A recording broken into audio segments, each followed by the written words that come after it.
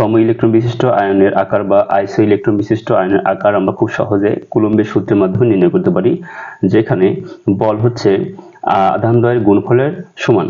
তার মানে Q1 হচ্ছে ধনাত্মক চার্জ বা প্রোটনের চার্জ, Q2 হচ্ছে ইলেকট্রনের চার্জ বা ঋণাত্মক চার্জ। এখন আমরা জানি যে অ্যালুমিনিয়াম 13টা ইলেকট্রন থাকে, 13টা প্রোটন থাকে, যেহেতু 3টা ইলেকট্রন ত্যাগ করছে তার মানে 10টা ইলেকট্রন আছে। এভাবে প্রত্যেকটা আয়নের ইলেকট্রনের সংখ্যা সমান, তার মানে সবাই হচ্ছে আইসো ইলেকট্রন বা সম ইলেকট্রন বিশিষ্ট আয়ন। এখন এদের যদি আমি বল নির্ণয় করি তাহলে অ্যালুমিনিয়ামের 13টা প্রোটন 10টা ইলেকট্রন, তার বল হচ্ছে 130। ম্যাগনেসিয়াম 12টা হচ্ছে প্রোটন, 10টা হচ্ছে ইলেকট্রন, বল হচ্ছে 120।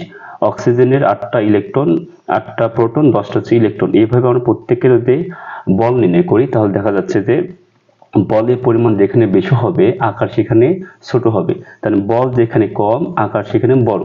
এই কারণে বল আমাদের হচ্ছে নাইট্রোজেনের কম, তার মানে নাইট্রোজেনের আকার সবচেয়ে বড়। তারপরে এইভাবে আমরা খুব সহজে আকারটা বের করতে পারি। এবং ধনাত্মক চার্জের পরিমাণ যত বেশি হবে আকার তত ছোট হবে, ঋণাত্মক আয়নের পরিমাণ চার্জের পরিমাণ যত বেশি হবে আকার তত ছোট হবে, বড় হবে।